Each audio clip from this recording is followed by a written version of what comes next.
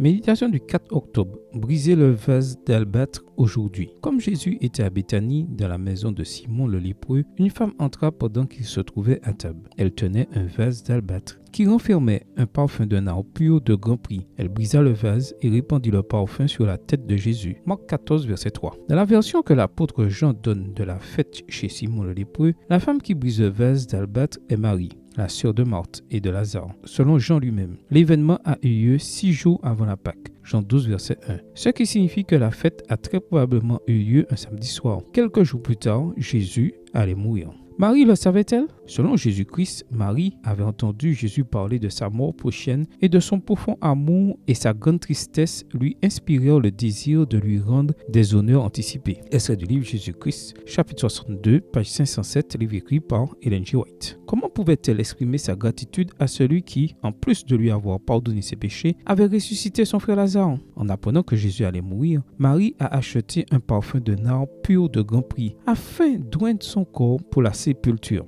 Mais il y a eu ensuite un changement de plan. Marie a répandu sur le Sauveur de son vivant le don odorant qu'elle avait pensé prodiguer à sa dépouille. Toujours extrait du livre Jésus-Christ à la page 508. L'Esprit de Dieu avait impressionné son cœur dans le sens auquel elle ne devait pas s'attendre. Si Jésus était mort, l'odeur du parfum aurait simplement rempli sa tombe, mais en le déversant pendant qu'il était en vie, elle avait rempli de joie le cœur du Sauveur. Toujours extrait du livre Jésus-Christ. Quel acte noble et opportun! Elle a brisé son vase d'albâtre de son vivant. La leçon pour nous est bien exprimée par W.G. Murdoch. Ne gardons pas les vases d'albâtre de notre amour et de notre tendresse fermés jusqu'à demain. Ouvrons-les aujourd'hui. Autrement dit, pourquoi garder pour le jour des funérailles les paroles d'appréciation dont tant de gens autour de nous ont besoin aujourd'hui? Nombreux sont ceux qui n'apportent leurs dons précieux qu'aux morts. D'abondantes paroles d'amour sont prononcées près du cadavre. La tendresse, l'appréciation et l'estime sont prodiguées à celui qui n'entend plus. Ces paroles auraient été si précieuses si elles avaient été dites quand l'âme fatiguée en avait tant besoin, quand l'oreille pouvait encore entendre et le cœur sentir. Toujours extrait du livre Jésus-Christ. Que ferez-vous de votre vase d'albâtre aujourd'hui?